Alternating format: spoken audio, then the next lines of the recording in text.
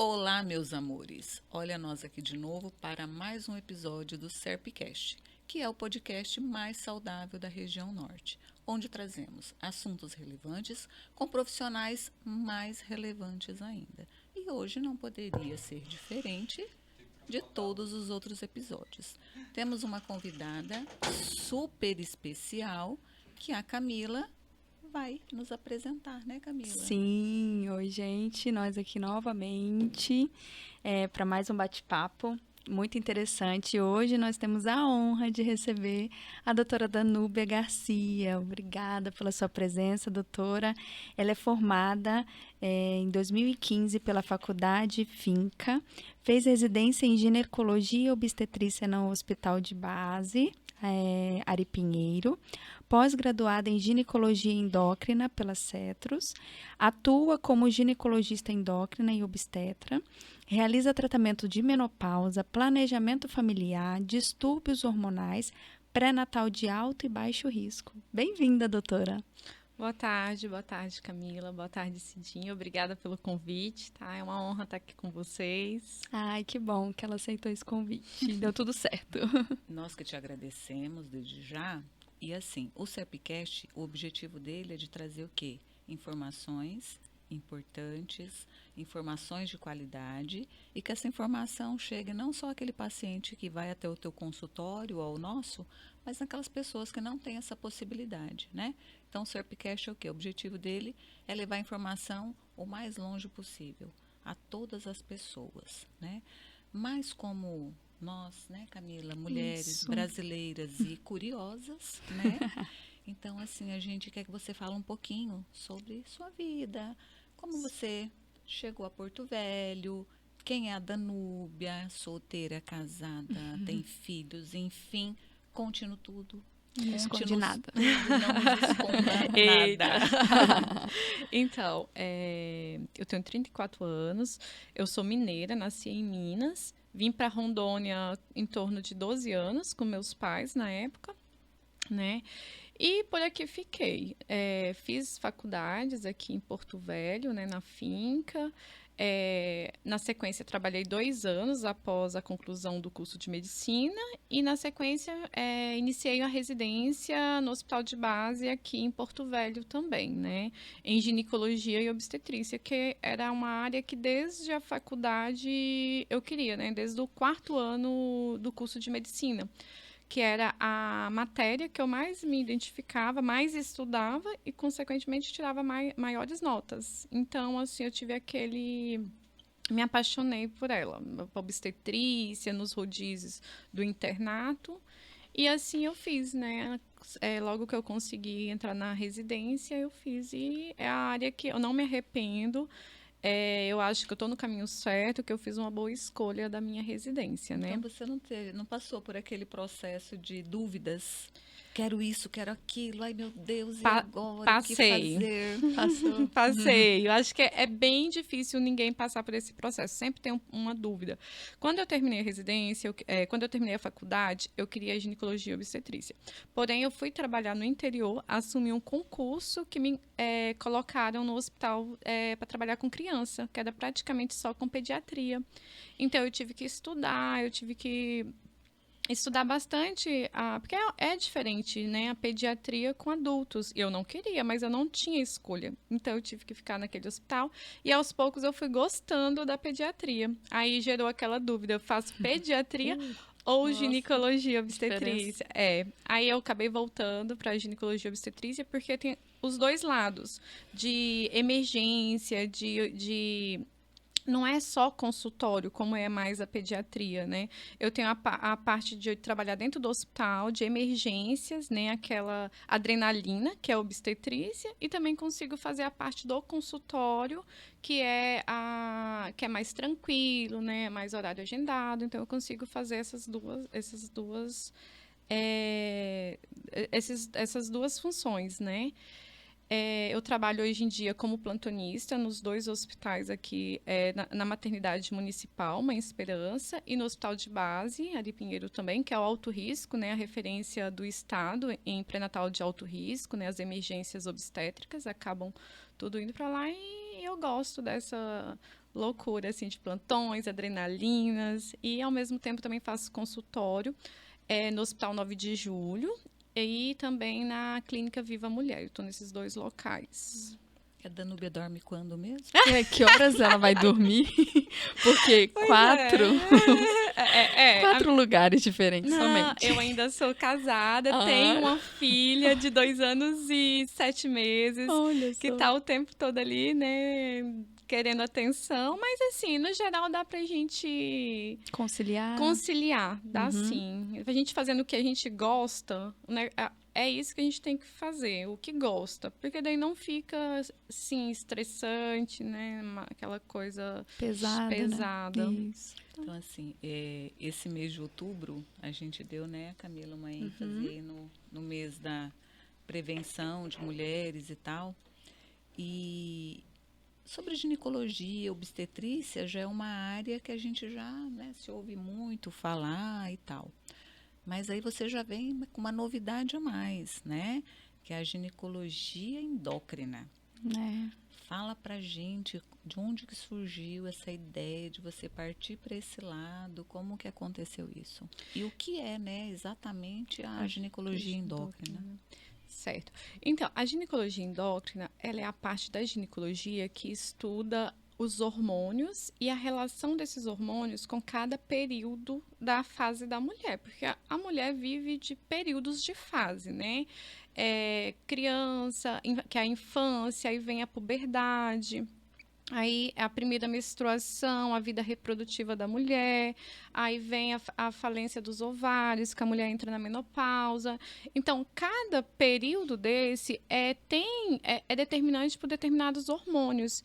E assim, eu sempre gostei dessa parte de estudar a parte dos hormônios, assim, eu acho que a mulher depende muito desses hormônios para ter uma boa qualidade de vida, né?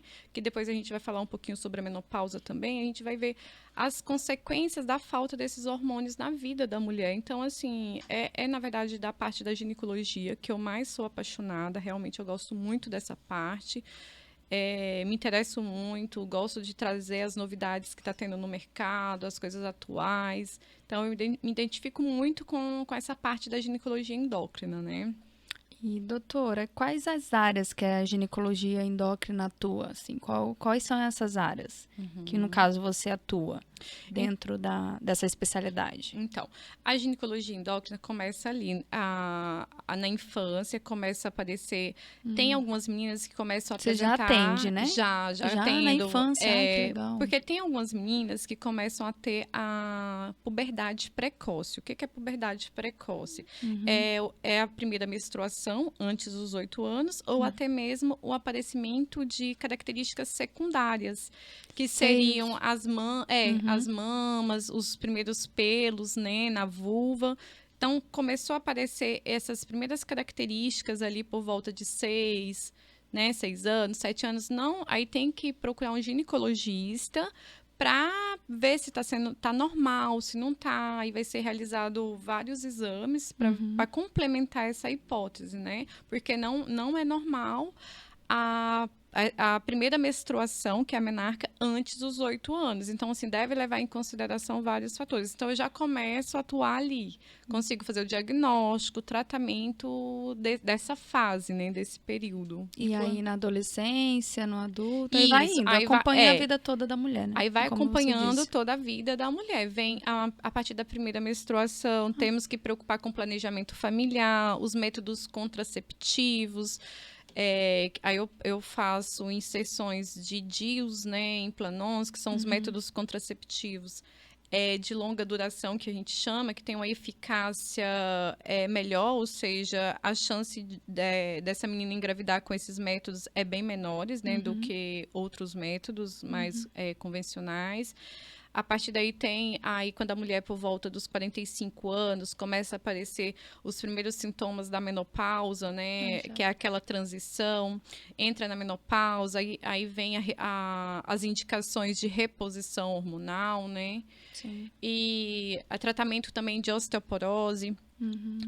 Existem algumas mulheres que apresentam também a ausência da menstruação, que é a menorreia que a gente que chamamos, né? A menorreia primária, secundária. Então, faço o diagnóstico, tratamento, síndrome dos ovários policísticos também, que é bem comum, né? Também a questão da infertilidade, né? Diagnóstico, tratamento de baixa complexidade da infertilidade também eu faço. Que bom. É bem amplo, né? Uhum. Quando você fala lá da criança, né, que começa a ter esses sinais de puberdade precoce, quando diagnosticado, tem como estabilizar e segurar essa criança para ela vir a menstruar no período certo, as mamas não desenvolver, os pelos pubianos não aparecerem? Tem como fazer isso? Sim, Cidinha. Essa é a intenção, de fazer um diagnóstico precoce para conseguir não deixar acontecer a primeira menstruação, porque então o mais indicado é fazer esse diagnóstico antes da primeira menstruação, porque a puberdade precoce, um dos principais consequência disso é a questão do desenvolvimento da altura. Então, a partir do momento que a menina tem a primeira menstruação, a questão do desenvolvimento dela ósseo é comprometido, a altura, a estatura dela é comprometida, então ela vai ficar um pouquinho menor. Então, fazendo esse diagnóstico no momento certo, dá para fazer o tratamento sim, tem medicações específicas para isso, e aí consegue dar uma segurada e ela chegar numa altura ideal, para ela não ter isso no comprometimento. Então, um recadinho aí, né, para os pais tomarem esses cuidados, prestarem muita atenção nas suas filhas e nos filhos também, né, que também acho que a questão do menino também pode ter esse desenvolvimento precoce. Pode sim. Mas é mais comum nas meninas? Nas meninas, isso. É mais comum e o impacto também nas meninas é maior do que nos meninos. Doutora, eu fiquei com uma dúvida aqui. Na minha época, assim, né? Não que eu sou muito velha, mas eu lembro, assim, que a gente conversava e, enfim... E o normal de menstruar, a primeira menstruação, era 10 anos, 12.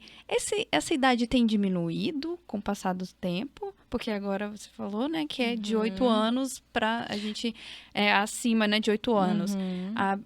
Tem diminuído ou a impressão sempre foi de 8 anos para... Porque quanto mais, assim, eu vou conhecendo as adolescentes, eu vejo que mais cedo elas... Você menstruou com quantos anos, Camila? Eu menstruei tardio. Eu menstruei com 16 anos. Você acredita? Foi um pouquinho tarde mesmo. Você também? Não, 16, você também, no caso. Também. 16 já entra até como tardio. Tardio, sim. Não é comum. Não é comum, sim. Porque a média mesmo é 12 anos. Então, você pode ter 2 anos para menos e 2 anos para mais, né? Então, a média 12 anos é normal, bem comum, por volta de 10 anos.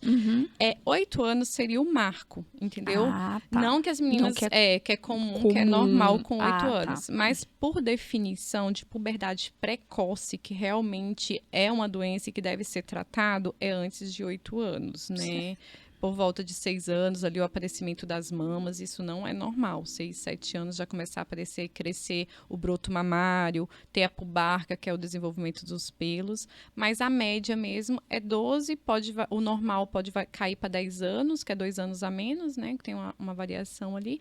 Só que hoje em dia, devido a alguns fatores externos... Quais são esses fatores, doutora? Uma alimentação, a questão da alimentação, obesidade, uso em excesso de telas, maquiagem, excesso já muito precoce. Então, tem vários fatores que estão levando ali a uma puberdade um pouco também mais cedo, mesmo que não entre como puberdade precoce. E a menarca tardia, no meu caso? Eu ia perguntar isso também, que eu já tô preocupada agora.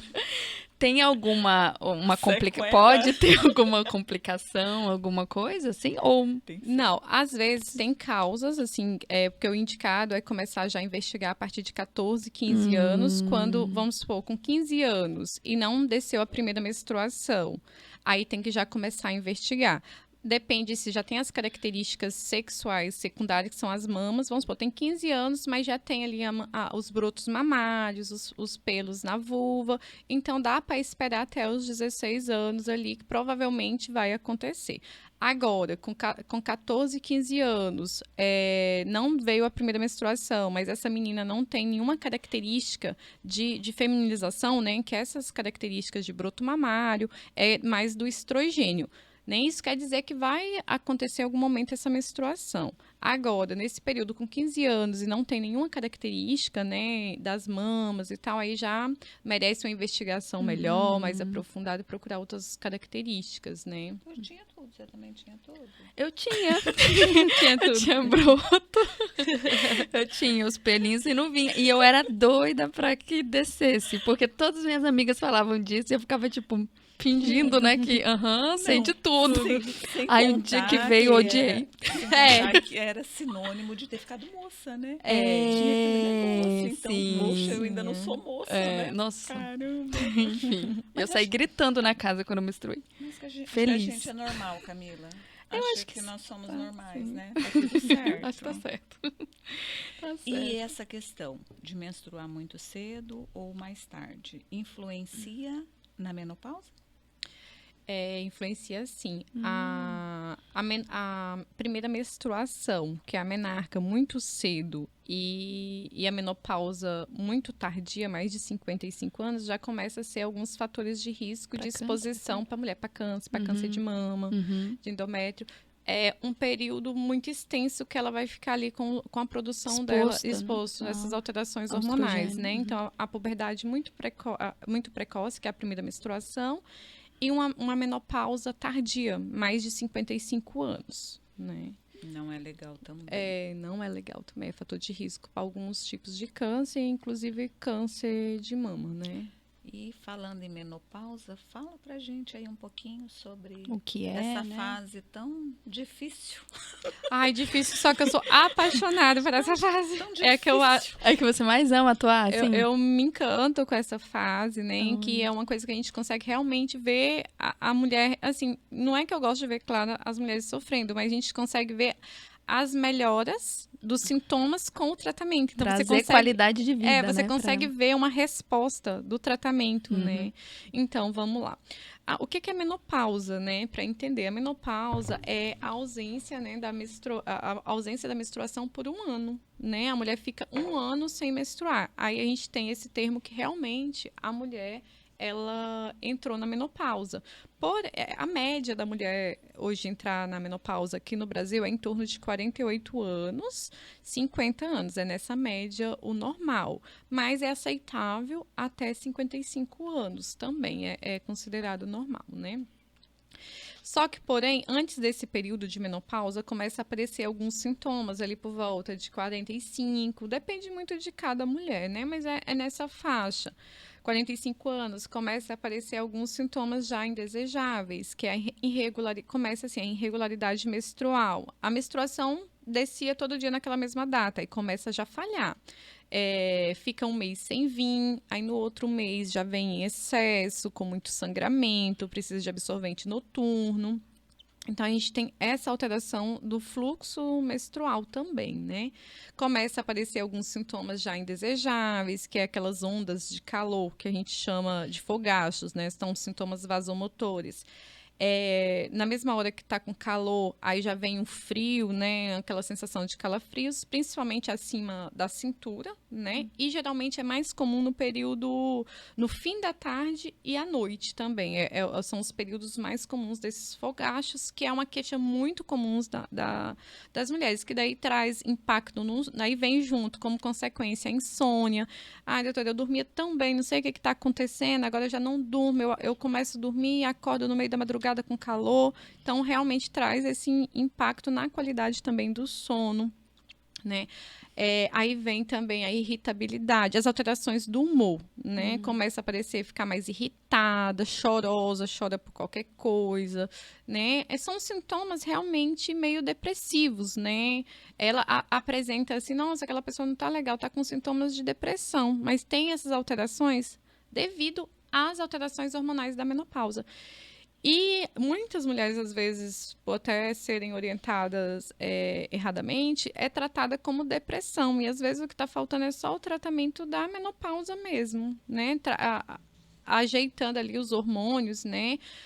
Consegue já melhora todos esses sintomas da depressão, né? Então, aí tem dores musculares, dores ósseas mesmo nas articulações também, pele muito ressecada, nossa, minha pele tá muito ressecada, queda de cabelo, acúmulo de gordura aqui na cintura, que é abdominal também, elas realmente têm essa queixa, o metabolismo fica mais lento. Isso tudo vem devido às alterações, à diminuição, né, dos hormônios que o ovário produz, que é o estrogênio, né? E com essa diminuição, né, com esse período da menopausa, ele para de produzir esses hormônios. Então, fica praticamente, não a zero, porque a gente tem produção de outros locais, mas fica muito escasso e não consegue suprir as necessidades que o organismo precisa, né? Esses sintomas piores, assim, eles são mais no período do climatério ou mesmo depois que já cessou completamente a menstruação, ainda continua com esses sintomas? Sim, ainda continua. A gente tem um período ali dos 4 primeiros anos dessa ausência de menstruação, mas depois de uns 4 anos tende a estabilizar, né? E não sentir mais esses impactos dos fogachos. Mas aí vem as consequências também a longo prazo dessa ausência da ausência desse hormônio, né? Que são a longo prazo também, elas se queixam muito da síndrome genitururinária, que a gente chama, que é a atrofia da vagina. Isso é uma queixa muito comum, independente. Às vezes começa logo no início do climatério, logo ali no início do climatério, e vai se estendendo e ficando pior no decorrer desse tempo, né? A secura vaginal, a queixa da dificuldade para ter relação, né? A dor, a dispareunia, elas sentem muita dor para ter relação, porque tá seco, né? Sim. Imagina, é complicado. Né? Então, com a falta desses hormônios, a gente tem todas essas consequências, né? Certo. Doutora, e qual que são as principais queixas dessas mulheres no seu consultório com relação à menopausa? A principal queixa é essa questão dos sexualidade. fogachos. Dos fogachos, em primeiro lugar. E, em segundo lugar, vem a questão dessa secura vaginal, né? Atrofia vaginal. Elas, doutora, eu não consigo ter relação, tá muito seco, dói para ter relação, né? Que é a dispareunia. Então, essas duas queixas são as principais queixas da menopausa. Certo. E o que pode levar uma mulher entrar na menopausa, né, precocemente? Quais são os fatores que podem levar a isso? A gente tem o tabagismo, né, que é o tabaco. Isso pode ser fator de risco para uma menopausa precoce. O estilo de vida também, o sedentarismo, né, uma alimentação não saudável, né? Isso tudo também contribui para essa menopausa precoce. Ah, sim, sim. Então, estilo de vida, né? Hoje em Estilo dia de vida. é o que a gente tem falado bastante, né? Para a mulher mudar o estilo de vida, prática de exercício, alimentação saudável, né? E ensinar os filhos, né? Porque eu acho que vem lá da infância. Eu tive uma dificuldade enorme, né? Assim, porque minha mãe não era, né? Assim, praticante de exercício. E aí até a gente colocar na mente que a gente está fazendo bem para a gente mesmo. E aí, a menopausa já entra, né? Como fator de risco você ser sedentário, enfim. Uma coisa também que é interessante é as mulheres que têm um alto nível de escolaridade, elas entram na puberdade precoce. Olha. Acreditam que é pela questão do estresse, da questão, né, da profissão, isso acaba gerando um estresse maior e elas entram na puberdade, na menopausa precoce. E também Olha, então, estresse, né? Também. E a história familiar. Por isso que eu sempre pergunto, há quantos anos a tua mãe entrou na menopausa? Que geralmente é nessa faixa etária que você vai entrar na menopausa. Então, é importante saber com qual idade a tua mãe entrou na menopausa. Se eu fosse ficar meio preocupadinha com relação à minha mãe, eu não ia dormir não, porque eu lembro, foi terrível. Minha mãe, coitada, eu lembro dela assim, era sofrimento para ela, a A menopausa. menopausa. É. Calor era calor demais, frio era frio demais, que não tinha nada que esquentasse os pés dela. E a gente é do sul, né? Então, assim, era aquela coisa horrorosa. Então, a bichinha sofreu demais. Bichinha, chamando a mãe de bichinha. Mas ela sofreu muito. E as pernas ficaram escuras e o rosto ficou com melasma, né? Que na época se chamava pano preto, né? Olha que coisa horrível. Uhum. Mas é o melasma. Isso depois tudo bem, ela conseguiu, recuperou, tratou, ela era muito cuidadosa com a pele e tal. Mas não foi legal, não. Aí teve toda aquela parte de excesso de menstruação, né? Então era praticamente hemorragias, então não era com Nossa. qualquer absorvente que segurasse. Então, assim, eu vi assim a minha mãe, o período dela de menopausa foi um período muito sofrido. Até quando ela teve muitos miomas, e aí ela precisou fazer a esterectomia. Aí ela fez a esterectomia total, que para ela foi o sossego, né? Lógico que, né, você como médica sabe muito mais do que isso, falar pra gente sobre essa questão de algumas mulheres às vezes quererem retirar o útero só porque não vão mais ter filhos. E a gente sabe, né, doutora, que não é bem assim. Sim, Afinal de sim. contas, é um órgão Que tem a sua que função, tem a né? sua Ali a função função. ali. Inclusive, né, Camila, nós como fisioterapeutas pélvicas, uma das queixas que a gente tem muito no nosso consultório de incontinência urinária É é pós-esterectomia. pós-esterectomia. Uhum. E aí, o que eu tento explicar para minhas pacientes? Olha, é um órgão, foi retirado. Você não vai ficar com aquele buraco ali. Vai. Os órgãos vão se reacomodar. E nessa reacomodação, às vezes a bexiga desce um pouquinho, né? E o próprio intestino, às vezes, ocupa um espaço ali que começa a pressionar. A Então, cúpula, né, assim, vaginal. tudo isso ocorre. Então, assim, eu fico muito triste quando eu vejo uma mulher falar para mim assim: ah, eu vou tirar meu útero porque eu não servo mais Não para isso. serve Não serve mais mais pra para nada. nada. É só para ter câncer. Você ainda escuta isso, né? Você deve Sim, escutar sim, muito tudo isso. isso que você tá falando é justamente desse jeitinho É mesmo. isso mesmo. Elas falam bem assim, doutora, mas não dá pra gente tirar esse útero. Não, eu não quero ter mais filho, ele não É. serve pra nada. Eu sou dessa vertente que acho justamente isso. Ele tá ali, ele tem uma função, né? Justamente Sim. assim, e é um procedimento cirúrgico, como todo qualquer Tem os procedimento riscos, né, doutor? cirúrgico tem os riscos. Então não é, é só tirar meu útero, não. Tem riscos sim. E se tiver indicação, igual Sim. você comentou que a tua mãe tinha muito sangramento, provavelmente também ela tinha, igual você mesmo comentou, miomas, que é uma das indicações formais de esterectomia, a miomatose uterina, né? E tem várias outras realmente indicações. Como todo procedimento tem que ter indicação e se tem o órgão ali, tem a função, ele não é só para ter filhos e não é só para dar câncer também não. Fazendo os acompanhamentos, a prevenção certinha. Eu tive uma experiência não muito legal. Há um ano e meio, mais ou menos, eu tive um sangramento e aí eu descobri que eu tinha um mioma hemorrágico, uma localização, né, hemorrágica no útero e tal, mas era pequenininho, mas que ele estava me causando, né, complicações. E aí eu busquei um médico para fazer a estereoscopia, né, só para fazer a retirada do mioma. E aí ele vira para mim e fala assim, olha, só que é o seguinte, eu vou te levar para o centro cirúrgico para fazer a estereoscopia. Só que provavelmente você vai sair sem útero. Eu, ops, como assim? Falei, não, pera lá. Eu tenho um mioma que eu quero fazer a retirada dele. Eu não quero retirar o meu útero. Não, eu estou te explicando o seguinte. Vou fazer de tudo para retirar o seu mioma. Mas se lá na hora der qualquer complicação, eu vou retirar o seu útero.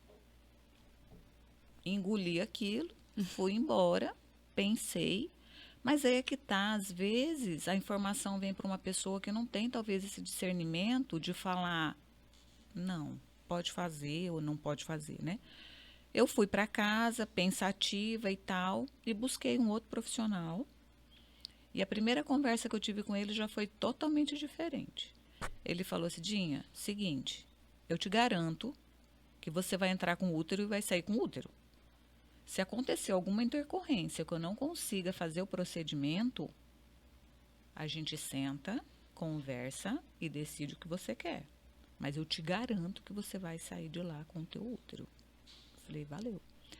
E aí foi fazer o procedimento, deu uma complicação realmente, era assim um procedimento que ele tinha agendado a sala cirúrgica para de 30 a 40 minutos, durou 4 horas, porque ele disse que na hora que ele entrou com o aparelho, ele não conseguia visualizar nada de tanto sangue. Tanto que ele até pediu biópsia e tudo, porque ele disse que jorrava sangue de toda a minha parede uterina. Aí ele disse que parou tudo, ele disse que conversou com a equipe e falou, não, para. E aí ele disse que teve a ideia, então, de começar a fazer a cauterização. E aí ele foi cauterizando meu útero, ele disse que quando chegou na metade, aí ele conseguiu visualizar o mioma. Aí ele fez a retirada, terminou de cauterizar e, graças a Deus, deu tudo muito certo, sabe? Mas essa é uma coisa que eu tenho esse medo porque a gente tem esse conhecimento do que pode causar depois, né? Mas se é uma pessoa leiga que não conhece, fala, não, tira, que não vai me fazer falta porque eu não vou mais engravidar, não é verdade? Sim. Então, assim, e é por isso, doutora, que a gente tá com esse podcast, que a gente quer levar esse tipo de informação para as pessoas, sabe? Para as pessoas leigas mesmo, para as pessoas que não têm essa informação, que não sentou num banco de faculdade para estudar, que às vezes o próprio profissional não tem esse tempo, às vezes, de informar exatamente todos os prós, os contras, né? E eu acho que isso é bem, bem interessante que a gente está fazendo, sabe? Trazendo profissionais que falam sobre o assunto, que passem essa informação de qualidade, né, para a população. Sim, isso é muito importante. Tem muita gente que não tem acesso, né, a uma saúde de qualidade. E com esse podcast consegue ter um acesso, né, uma boa informação, né, uma informação correta, né, das doenças. Né? Quantas pessoas, né, que não conseguem ter essa informação chegando ali no seu celular, no seu YouTube. A saúde, né, ainda é muito precária, né? A saúde pública ainda é muito precária ainda, infelizmente. Infelizmente, ainda é a maioria que precisa, né? Infelizmente é assim. Doutora, mudando assim um pouquinho de assunto, voltando ali a falar, né, da menopausa, você chegou a comentar a respeito de tratamento para melhorar a qualidade de vida, na verdade, dessas mulheres que estão na menopausa. Como que seria, assim, esse tratamento? É hormonal?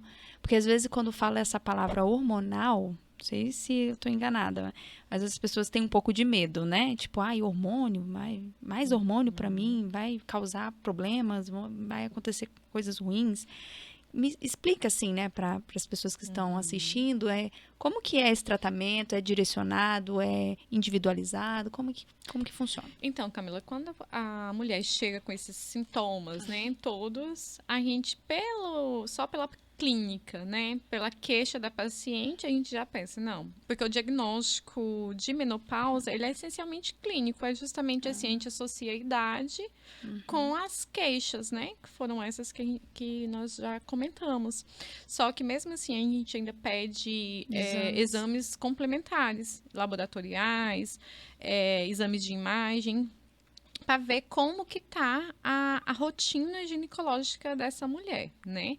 Então, aí faz mamografia, vê se tem algum nódulo na mama suspeito, que daí depois a gente vai ver as indicações e contraindicações, né, da terapia de reposição hormonal. E estando tudo ok com essa mulher, aí, assim, depende do que essa mulher está sentindo, né? Do impacto que essa menopausa está trazendo na vida dessa mulher. Não é que toda mulher tem que fazer terapia de reposição hormonal, entendeu? Porque, assim, tem mulheres que passam por esse período, tá tudo bem? A gente pergunta assim, tá tudo bem com você? Tá, doutora. Pronto, ela não se queixou de nada. Aí, às vezes, porque às vezes pode ser que a paciente tem um pouco de vergonha, né, de comentar. Aí eu espero um pouquinho para ver se ela vai falar. Aí ela não fala mais nada. Eu falo assim, e a vagina, como é que tá? Ela tá ressecada? Que é uma outra queixa que eu sei que é bem comum, né, na menopausa. Não, doutora, tá tudo bem. Essa paciente não precisa de terapia hormonal. Ela não se queixou de nada. Então, a terapia hormonal é para aquelas mulheres que têm indicações, que têm queixas, que trazendo um impacto na qualidade de vida daquela mulher.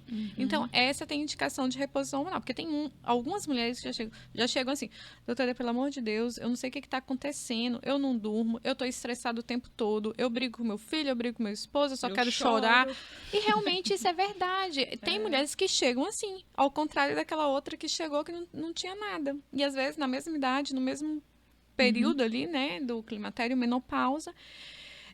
Aí sim, essa mulher que tem indicação, a gente vai ver o que é a queixa dela específico e ver o que vai ser melhor o tratamento. Então, temos tratamento com fitoterápicos para começar, né? Dependendo se for um sintoma bem leve, sintomas mais leves, né? A gente pode entrar ali com fitoterápicos que realmente ajudam. Cremes vaginais para melhorar a atrofia vaginal, a secura vaginal. Porque isso não vai trazer, isso a gente nem considera como tratamento mesmo, né? Porque não é hormonal, né? Por exemplo, os cremes vaginais que hoje é usado hoje em dia, ele não tem absorção sistêmica, que pode ser usado até para mulheres que já tiveram câncer de mama, né? Porque é tópico, né? É diferente igual você falou, quando falam de hormônios. Aí vem para o outro lado do tratamento, que é o tratamento medicamentoso hormonal mesmo. Que se os sintomas dessa mulher já for de moderado a grave, dos calores, né? Desse impacto na vida dela, realmente vai ter que entrar com reposição de hormônios. Que o que é isso? Que vai ser os hormônios que ela produzia lá na menacme, na vida reprodutiva dela, que quando os ovários estavam funcionando, que é o estradiol, a testosterona e progesterona. Então, a gente tenta entrar com cada um no momento certo, né? Não entra com tudo ao mesmo tempo, né? Entra com estrogênio e progesterona, espera um período, 3 a 6 meses, vê como é que fica. E, se necessário, entra também com a reposição de testosterona. E cada mulher, assim, existem vários esquemas de terapia de reposição hormonal. Hoje em dia, o que está tendo mais atual de via de administração de reposição hormonal é a via implantes. São pellets, né, que a gente chama, tipo um siliconezinho que coloca embaixo da pele, mais profundo, intradérmico profundo, que coloca na região glútea, né? E são implantes totalmente absorvíveis, tem uma duração média de 6 meses no geral, né? Depende muito de cada organismo, de cada mulher. Então, essa é a forma hoje em dia mais atual e de melhor que está tendo para repor esses hormônios, né? Daí entra com estradiol, testosterona e associado a uma progesterona micronizada. Esses hormônios que hoje em dia eu faço reposição hormonal, eu uso gosto de usar praticamente só os hormônios bioequivalentes, que são os hormônios chamados, né, bioidênticos, né, que a população mais conhece, mas o nome correto é bioequivalentes, que equivale aos hormônios produzidos pela mulher lá na vida reprodutiva, né, são os mais parecidos natural. Por isso que não precisa ter medo. Né? Sim. Não precisa ter medo, mas realmente existe muitas mulheres ainda que têm esse medo de reposição hormonal. Existe contraindicação? Existe, com certeza. Então, assim, identificou que está na menopausa, a gente vai fazer um rastreamento dessa mulher, fazer vários exames, né? Pedir tudo, ultrassom transvaginal, mamografia, né? Uma das indicações, contraindicações, são os nódulos suspeitos na mama, né? Não é só ter o nódulo, né? A classificação dos nódulos mamários vem BIRADS 1, 2, 3, 4, aí determinado a partir de BIRADS 4, por exemplo, que já é um nódulo suspeito, né? Então, assim, já não é indicado entrar. Né? Entendi. Mas até BIRADS 3, dependendo da paciente, está acompanhando, né? Lembrando que tudo é acompanhamento, não é você entrar também com a reposição hormonal e só ver essa mulher daqui 2, 3 anos, não, ou nem ver, entendeu?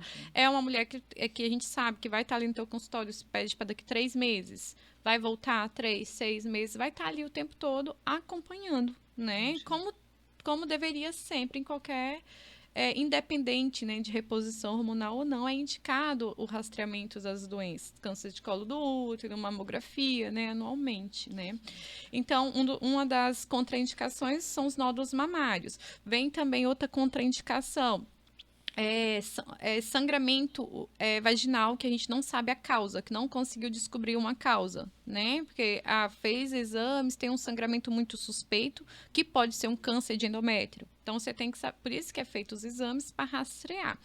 Outra contraindicação, doenças hepáticas crônicas, né? Doenças lúpus, né? Também é contraindicado. Então, nada de ficar pegando receitinha da vizinha. Da vizinha. Justamente Já ouvi isso. muito isso. Nada de ficar pegando uma prescrição, uma De receita. uma amiga. Uma amiga toma essa medicação. É boa. Porque tem contraindicações, sim. Justamente o profissional está ali para saber fazer esse rastreamento. E individualizar a própria receita ali, né, doutora? Com relação até quantidades, né, miligramas de cada hormônio ali. Com certeza. É tudo especializado, personalizado para cada paciente. Outra contraindicação que eu levo muito em consideração também é com relação ao tempo. Assim, há mais de 10 anos de menopausa, já não tem tantos benefícios entrar com a reposição hormonal, porque a mulher já ficou 10 anos ali sem esse hormônio, entendeu? Então, muito impacto. Já é muito impacto, porque assim,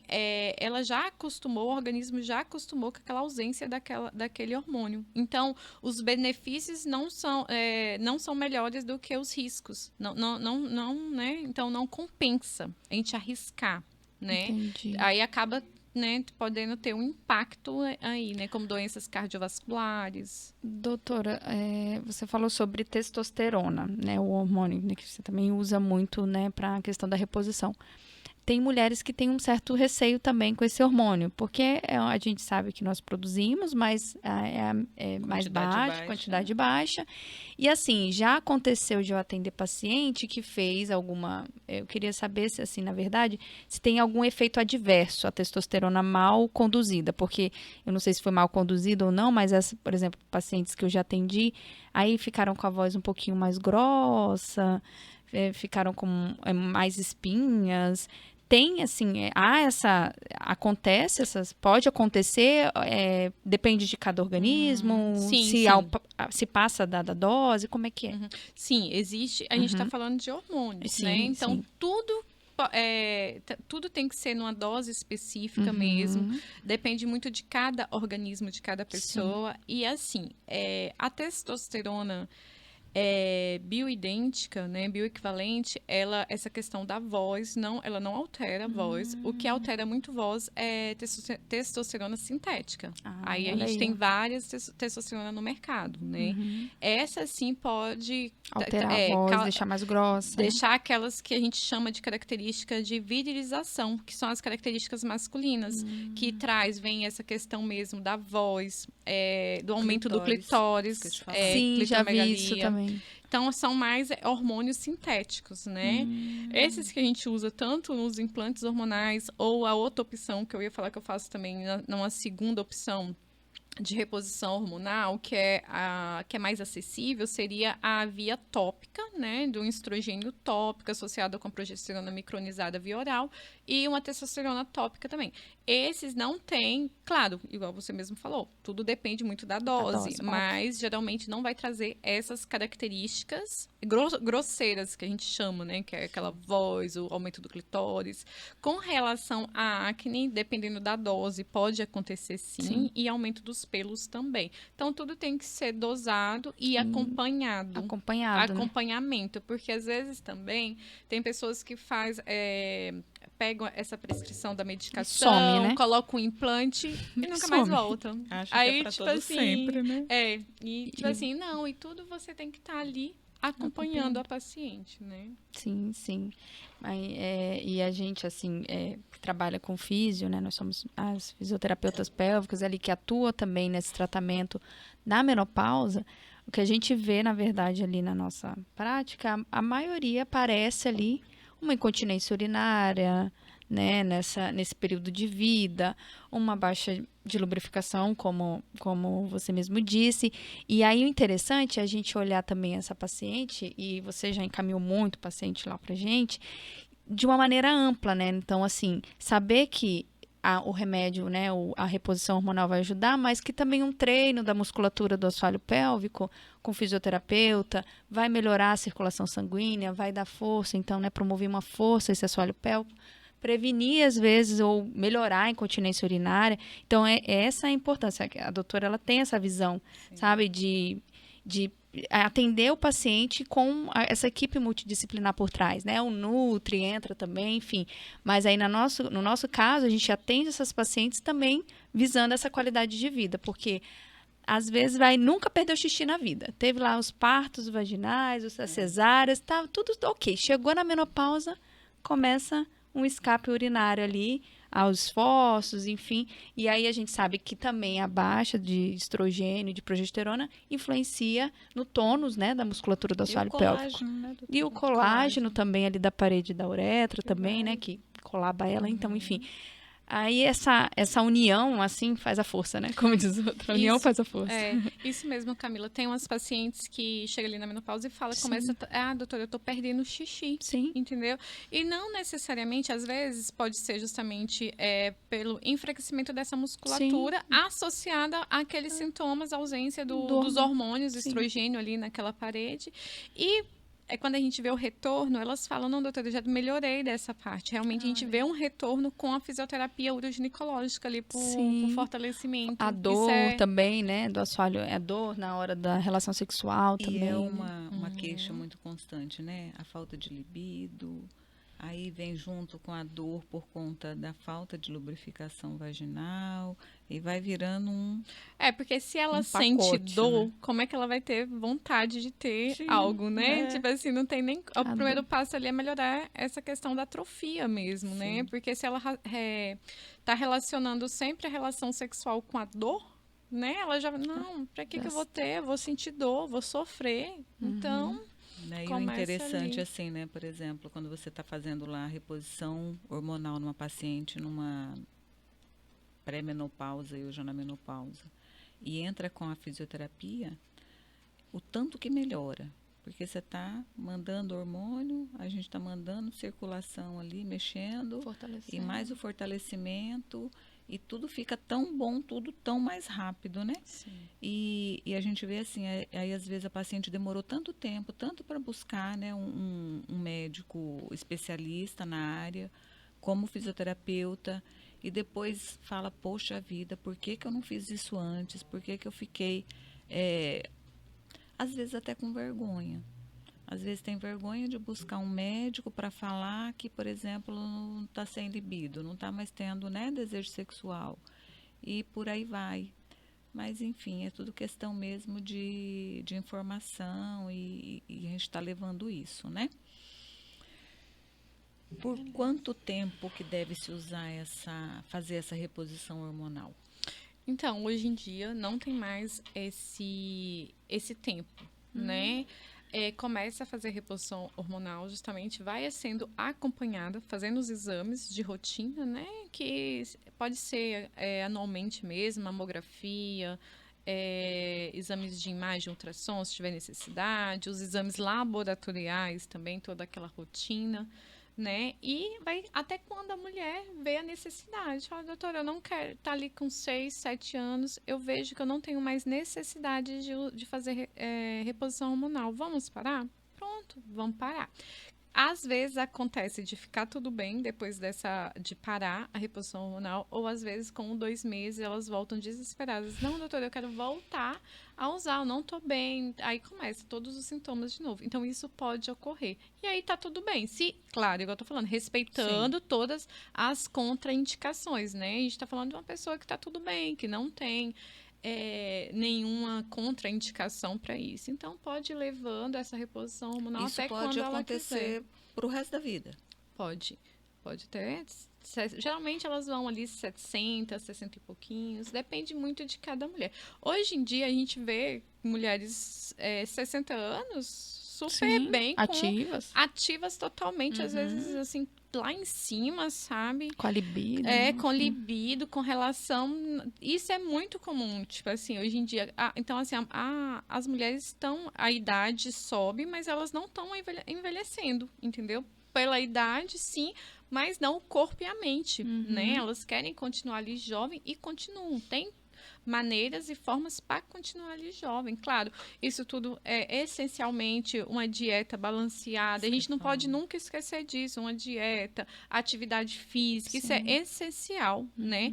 Uma coisa que é interessante também, por exemplo, da reposição hormonal, que a gente está falando aqui, mas é de alguns sintomas e tudo. Só que a gente tem que falar também que a reposição hormonal iniciada no momento certo, né? Não após 10 anos, ela protege também, tem a função de proteção cardiovascular, que é a proteção ali do coração, protege de um infarto, protege de um AVC.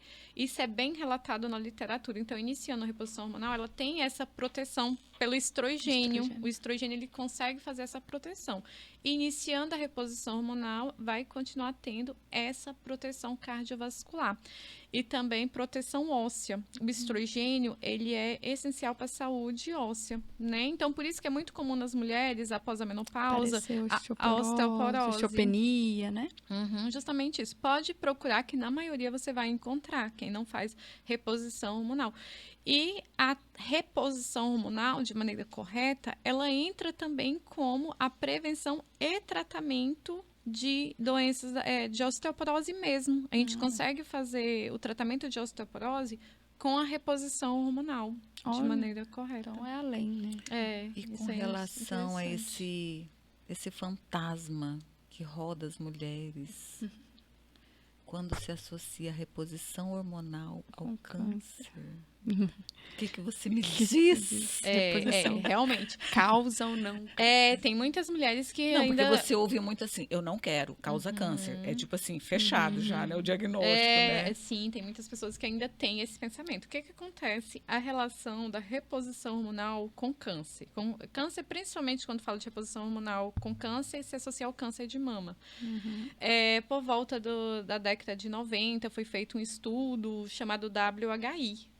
Foi um estudo cheio de viés, pegaram pessoas aleatórias, pegaram, aquela senhora ali tem 60 anos, aquela tem 70, não foi feita uma estratificação, não foi feito exames para saber as doenças de base, não verificaram se ela tinha um nódulo suspeito, ou seja, não estratificaram, pegaram pessoas aleatórias, totalmente aleatórias, com muito tempo já na menopausa, e começaram a fazer esse estudo. E aí, nessa época também, a gente está falando da década de 90, eram hormônios muito sintéticos, hormônios equinos conjugados, que era da égua, né? Então, que os estudos foram feitos com esses hormônios lá na época, tanto que hoje em dia quase nem se usa mais esses hormônios, né? E aí foi relacionado ao câncer de mama. Mas depois foi feita uma retratificação desse estudo e foi verificado os viés, os erros desse estudo. Entendeu? Então, assim, a gente que estuda, a gente viu que realmente foi comprovado que não aumenta,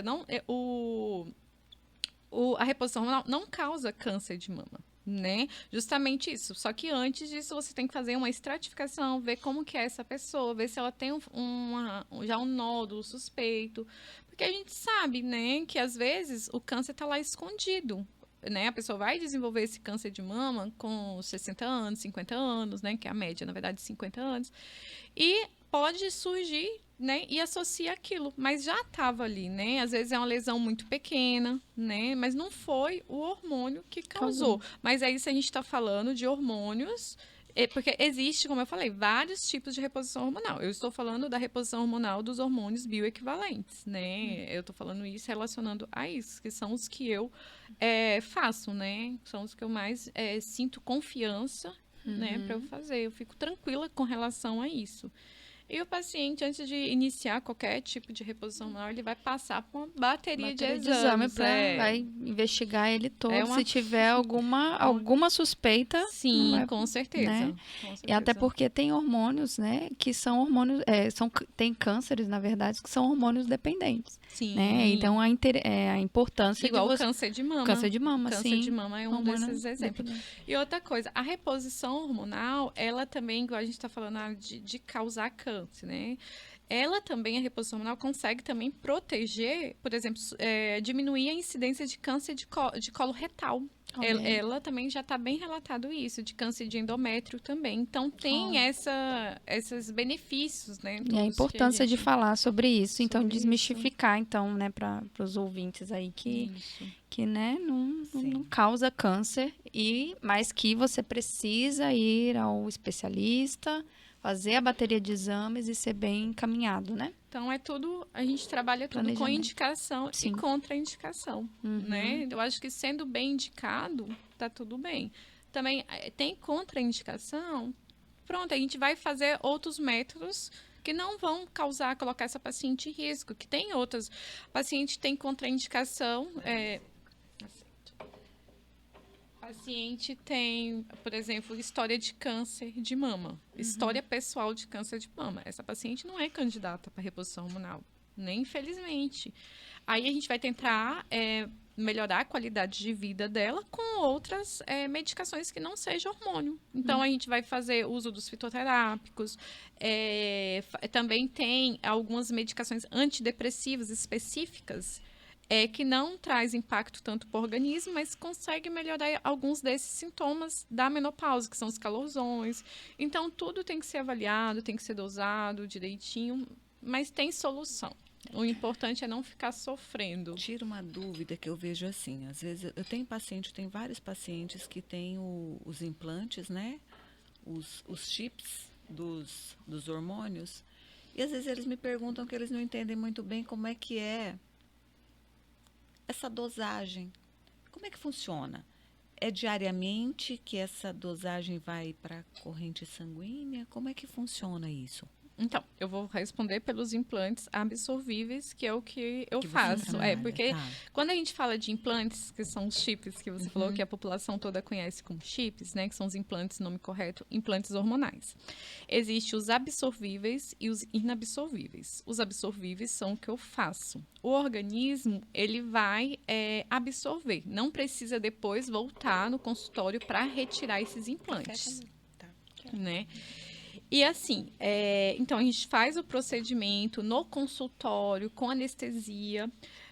É uma dor mais do procedimento da anestesia, porque depois está tudo anestesiado. Então, eu considero, a maioria das pacientes também considera um procedimento bem tranquilo, realizado em consultório. Certo. A gente coloca esse implante mais profundo, e ele vai liberando quantidades diárias no organismo, né? O sangue, ele faz um encapsulado ali, um emaranhado de vasos próximo a esses pellets, que vai caindo na corrente sanguínea diariamente, uma quantidade X, né?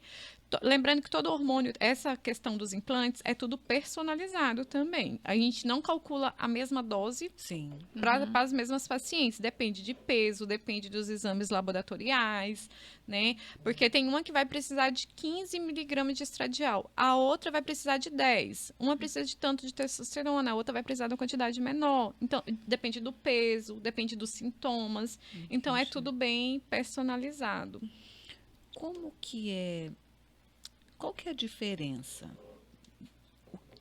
Deixa eu tentar te explicar.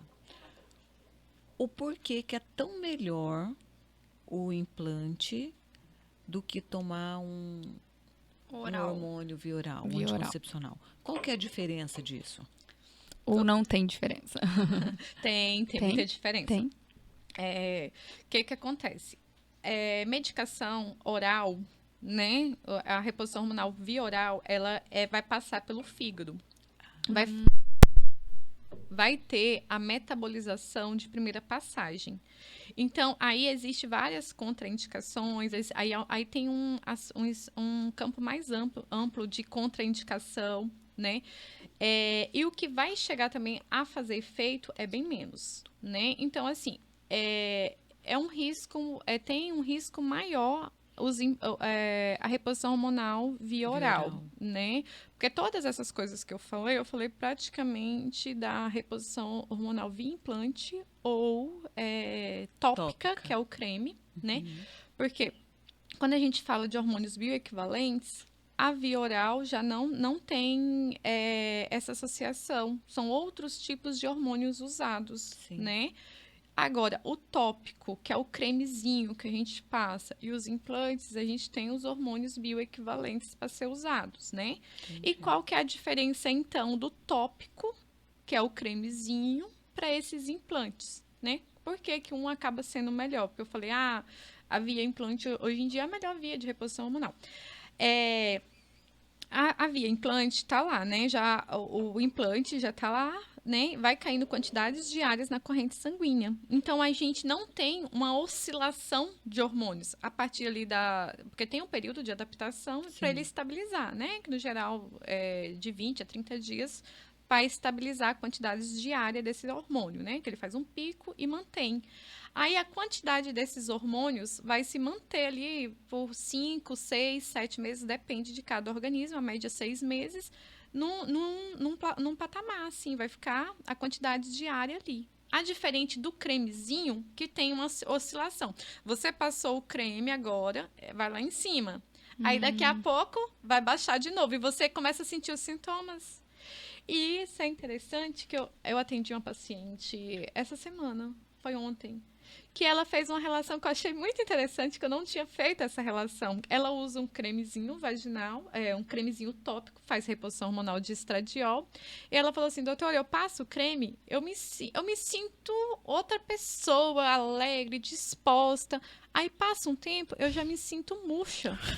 Ela falou, gente, não tem, doutora, como não tem uma planta que ela tá lá murcha e você coloca água. É daquele. E aí ela se enche, fica toda bonita. É desse jeito. Passou, ficou.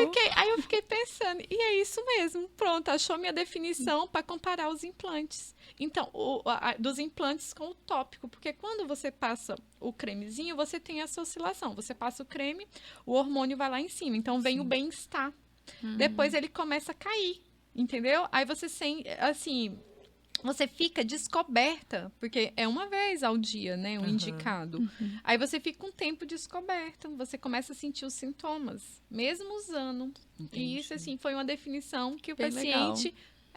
eu achei super interessante dessa comparação. Ai, que legal. Doutora, estamos chegando ao final do nosso Poxa, episódio, tá tão bom. né? Mas, assim, tem mais alguma coisa que ficou sem você estar passando para essas mulheres que precisam dessa Informação, né? informação? Fala para nós também, todo direitinho de novo, onde te encontrar, quais os lugares. Eu acho que a rede gente, social. nós abordamos bastante. Acho que foi até além do que eu tinha pensado. A gente já entrou em várias outras coisas, vários Sinta-se outros convidada a campos. voltar, tá? Isso. Foi ótimo, o Quando assunto você tiver no- realmente fluiu. Eu estava um pouco, quando eu achei que seria de um jeito, a doutora Camila não me passou direito as orientações.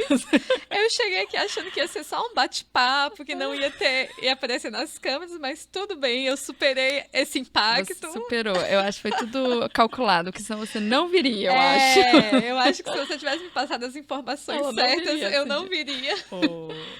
Mas, assim, é que foi você ainda ótimo. você ainda não está nessa fase, né, de baixa de colágeno, então ainda está Tá tudo tudo certo. perfeito, Mas nós tá estamos pós-plantão, já tá com...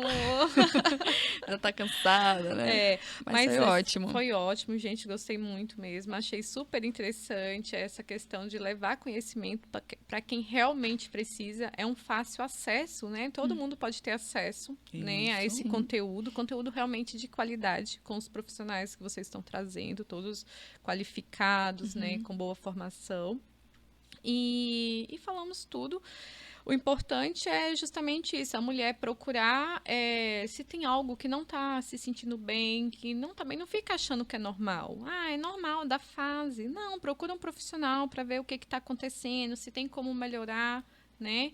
fazer os exames de prevenção, né, as rotinas que tem que fazer, porque assim, tudo fazendo um diagnóstico, agora a gente está saindo, né, do Outubro Rosa, que é um mês de enfoque ali, principalmente ao câncer de mama, a gente está saindo, só que não é só o outubro que tem que dar ênfase a isso, é o ano inteiro, a mulher tem que fazer a mamografia anualmente, né, fazer o preventivo também, anual, porque caso fazendo um diagnóstico de uma lesão precoce, o tratamento vai ser menos agressivo, e essas duas doenças tanto de câncer de mama quanto de colo do útero, com diagnóstico precoce, o índice de cura é muito grande. Então, assim, hoje em dia, não dá pra gente deixar mais mulher morrer de câncer de mama e de colo do útero, né?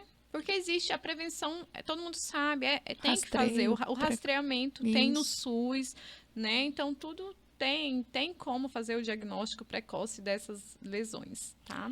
E igual eu falei, eu atendo na clínica Viva Mulher e também no Hospital 9 de Julho, tô no Instagram também, doutora Danúbia Garcia, gineco, tudo junto, tá? Vocês podem estar me achando. A gente colocou, né? Por lá. Colocou ali nas informações. E você, ótimo. Camila, mais alguma informação que não, você eu queira amei. passar? Ainda bem que eu não falei pra ela que era gravado, porque senão eu não ia ter o prazer de conhecer ela pessoalmente. É pior, E né? de ouvir e aprender, porque eu aprendi muito, muito mesmo. Nossa, só agradecer mesmo. Não falarei pros próximos. Mas, ó, sinta-se sempre convidada mesmo. A gente vai marcar mais vezes pra você vir, sabe? Muito obrigada mesmo. Obrigada por encaminhar os pacientes, né? E assim, a gente tem essa troca, sempre visando o melhor para o paciente, né? Trazer mesmo qualidade de vida. Muito obrigada. E engraçado que acabou ficando esse contato entre a gente de encaminhamento, e sem se conhecer. Sem se conhecer. Pessoalmente, Chegava né? Tipo pra assim. mim, aí, ó, doutora Danúbia. Aí eu mandava. Aí, às vezes, você manda uma orientaçãozinha, doutora não sei o quê, ali pelo Instagram. Depois a gente começou a falar até pelo WhatsApp, pelo né? WhatsApp. E Mas aí, foi agora ótimo. a gente se conhece pessoalmente. Foi muito bom. Bacana. Olha, muito obrigada, viu, por você ter aceito esse nosso convite. Né? E agora eu conheci a Cidinha, Sim, né? é verdade. Meio atravessado, né? Mas enfim, deu tudo certo. Conheceu a Cidinha também. Então, é isso aí. A gente queria te agradecer mesmo, viu, imensamente, de ter Tirou esse tempo, né, pra estar aqui. tirado esse tempinho, né? Sabendo que tem marido, filhos, né? Enfim, mas que bom que você passou tantas informações, né, para as pessoas, e que bom que você tem esse carinho, esse cuidado pelo seu paciente. É isso. Obrigada. Gente, então é isso. Estamos encerrando mais um episódio, né, do nosso Serpcast, que é aquele podcast mais saudável da região norte, e que a gente faz isso, leva informação de qualidade para todo mundo.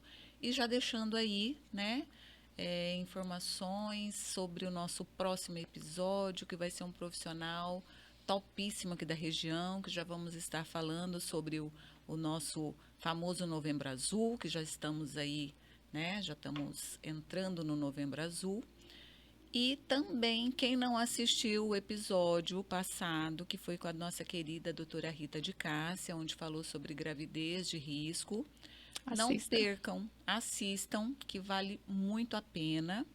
E vão lá no nosso canal, Serpcast, e dê lá o seu like. Siga. Nos siga. Ativa o sininho. Passe informações, passe para outras pessoas, que é esse o nosso objetivo, tá? O nosso objetivo é de levar informação a mais pessoas. Quanto mais pessoas, melhor. Então, até o próximo episódio. Isso. Tchau, gente. Até o próximo.